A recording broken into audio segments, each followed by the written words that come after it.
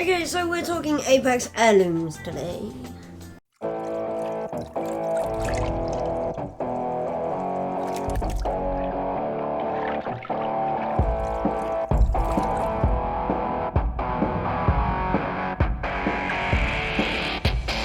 Hey guys, welcome back to the show, welcome back to the diary. So yes, Apex and Heirlooms.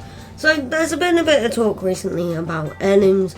Respawn only bringing out Heirlooms when they need a cash injection into the game, because it's around 200, maybe a bit higher dollars for each Heirloom purchase.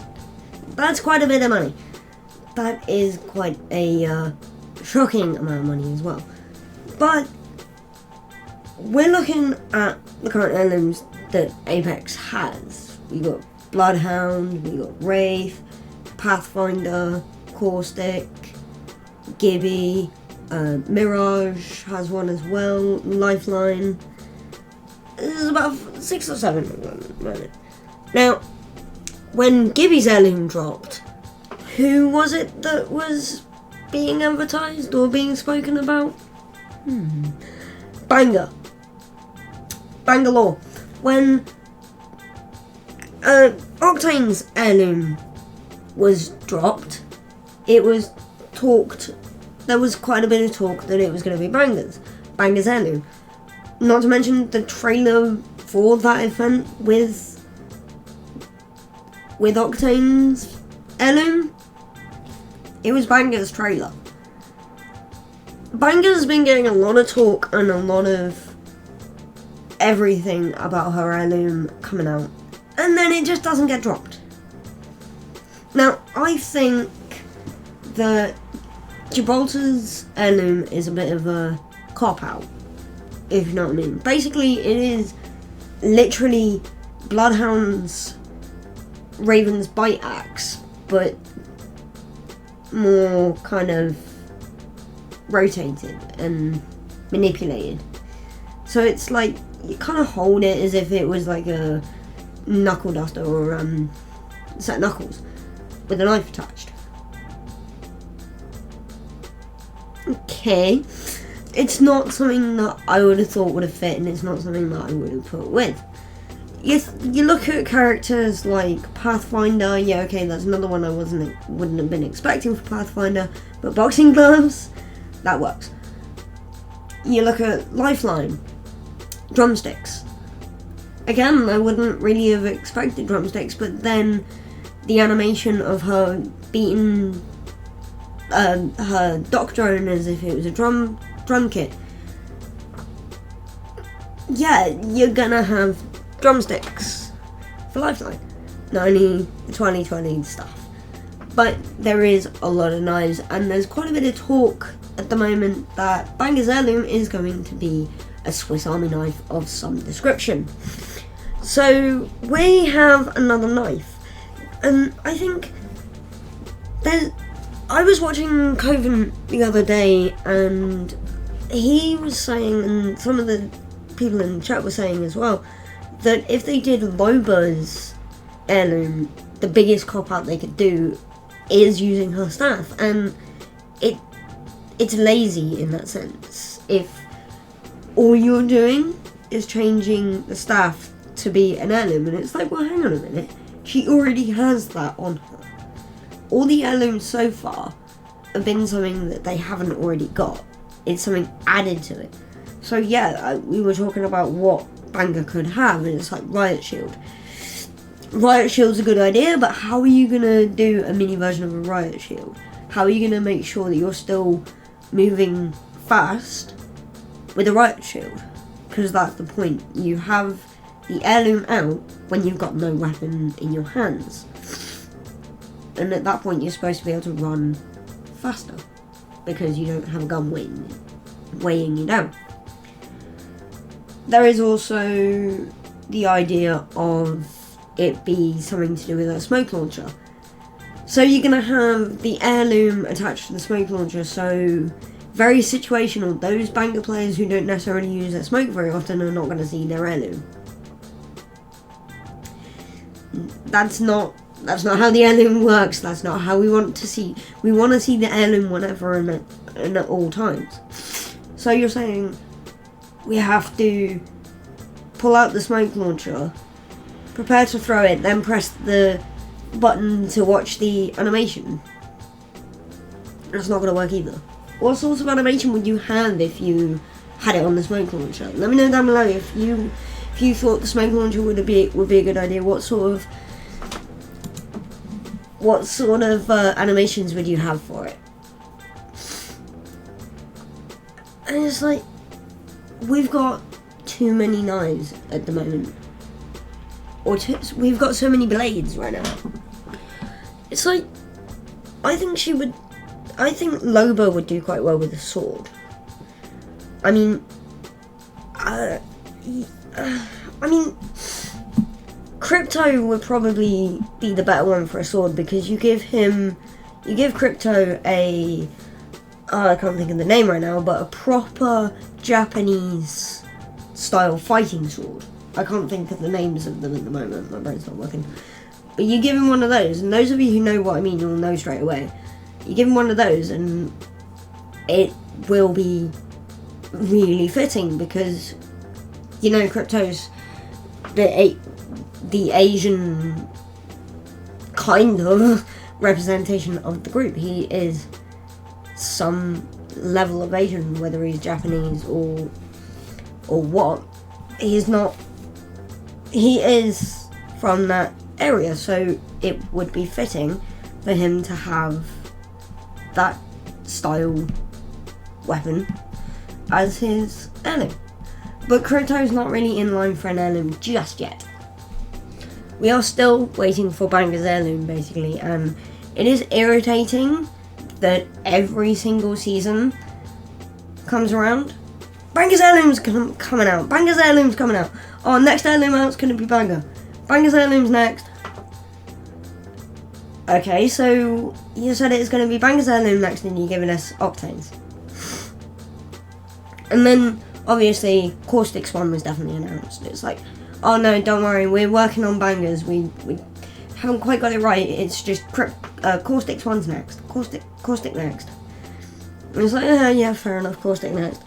That though, Caustic's heirloom was something I found funny, but also something I wasn't expecting.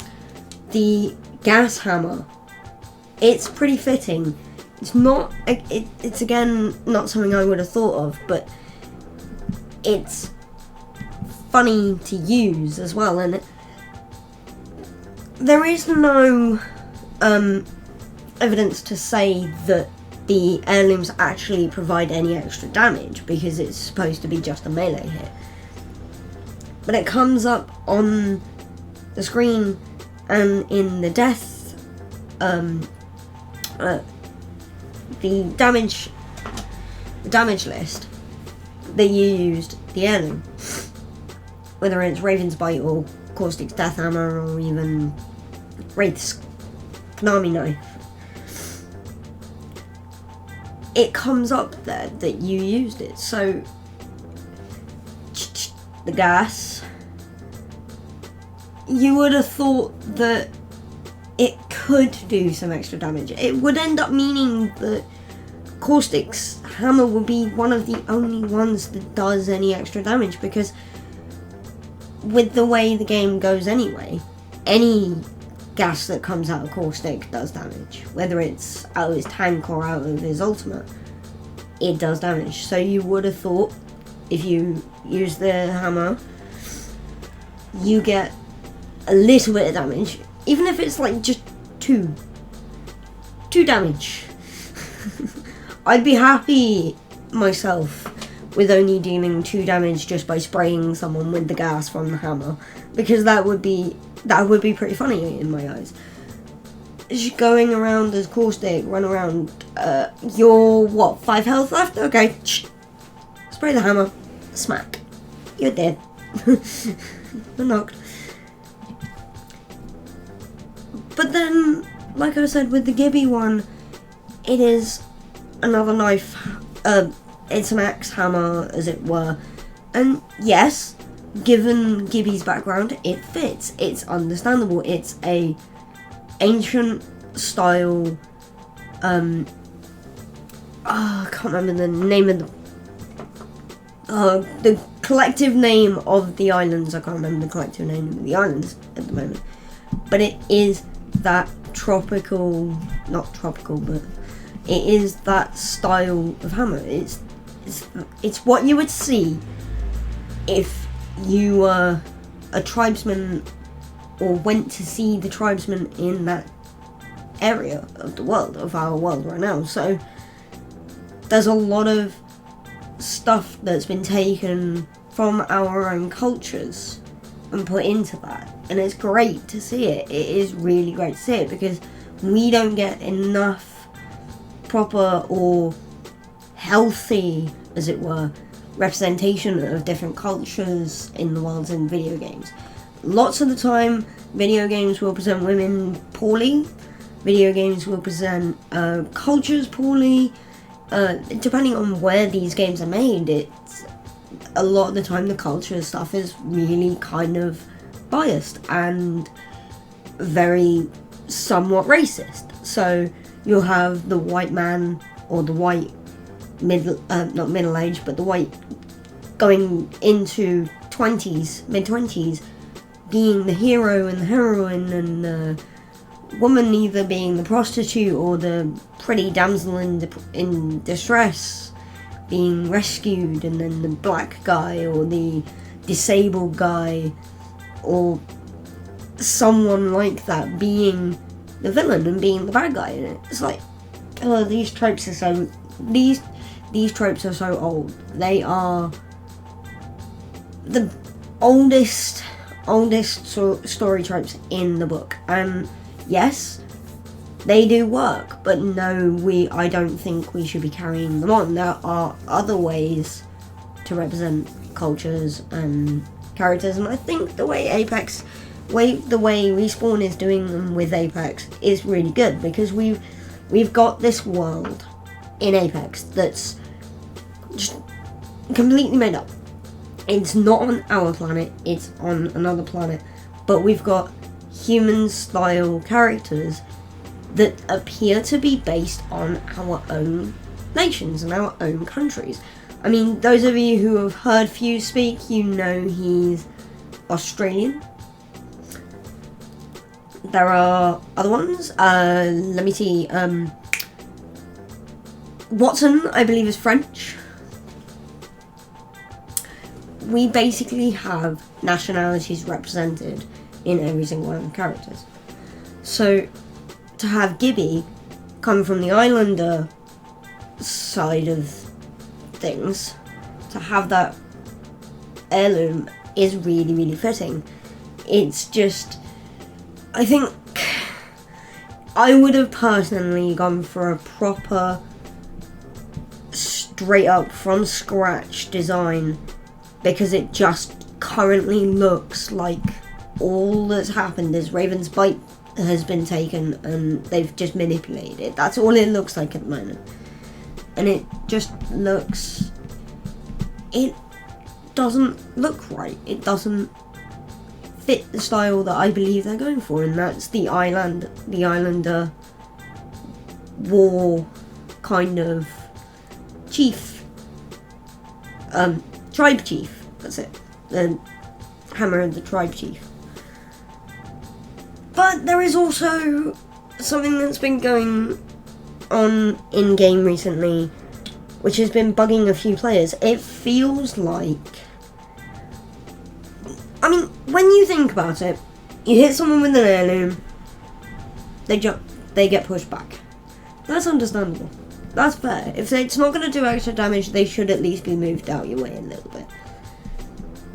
But people have died because of how far Gibby's hammer throws you. Yeah, it throws you back that far that apparently you can end up off the cliff. I think people are gonna be playing Gibby a little bit more knowing that information. Get a hold of Gibby's heirloom and just and bye bye. Apparently, so yeah, Gibby's heirloom seems to be a little bit too much at the moment. I don't know if I'd say it's OP, because personally, in my opinion, things are only OP in certain hands. Now, yes, in my opinion and my experience, I understand and I know that characters can be made OP, and yeah, if basically the percentage of players that are sat on the average sense of the gameplay, so if you average about, say, 1 to 2 kills a game, you are essentially, in my mind, on the average plateau of players. Because you still get kills a game, but you're not in that top percent of players that are, like, really, really good, that get every kill in the game, or get, like, 5 to 6 kills a game. If that plateau of average level players can slay out and boost their kill rating from 2 kills a match to, say, I don't know, 10 kills a game, a character is OP in my mind. If all of those players are using that one character, and they're using that character because they can get better, then it's OP. It's one reason, one way that I can tell when a weapon is broken. I knew for a fact that the Hemlock was broken, and it still sort of is broken, but then it's not broken to the point of being OP. It was broken to the point of being OP at one point, because I had such trouble with the Hemlock, because it's a 3-round burst. I'm used to auto fire, so hold the trigger down, don't need to worry so much. But now spam it, because it's a 3-round burst. You gotta spam it like you would with the P20. Just be quick enough, and you can knock someone down with the P20.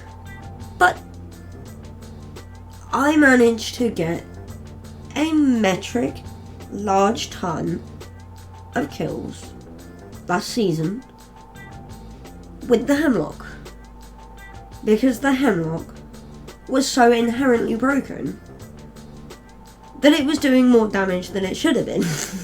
So it's like 2 hits, or two rounds. So basically you have it on burst fire, you got two of the hits, so 6 bullets.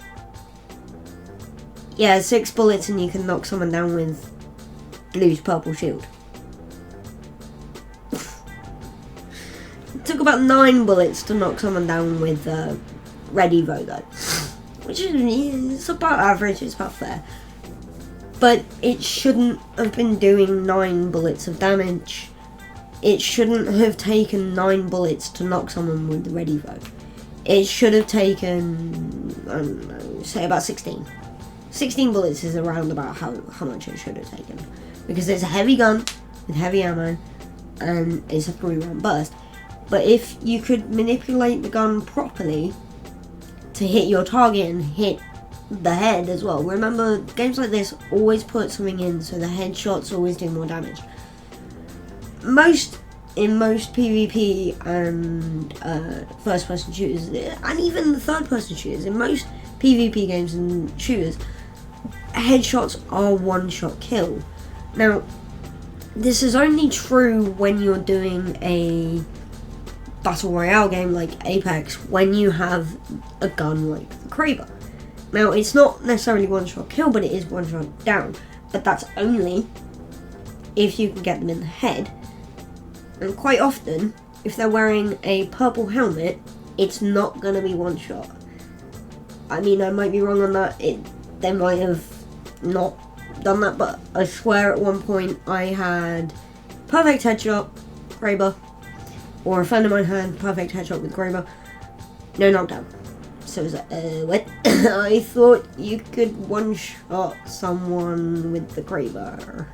But no, loads of snipers in, well, a few snipers in Battle Royale games will still do one-shot knocks. So yeah. It's getting to the point where it's getting a bit long, and you guys are getting to the point where it's like, yeah, that's enough now. So I'm going to leave it there. So yes, let me know what you reckon about the heirlooms. Let me know what you reckon Bangalore should be. I'm gonna say with what I've heard already that it's gonna be some level of Swiss Army knife, and that's what we're getting. But no, Army Girl, what do you reckon she should have? Let me know down below. And that's it for me today, guys. I'll see you on Tuesday. See ya. Put a little bit of shit, put a little bit of shit, put a little bit of shit. Get a little bit of gasoline. Welcome to another crime scene. Get a little bit of gasoline. Welcome to another crime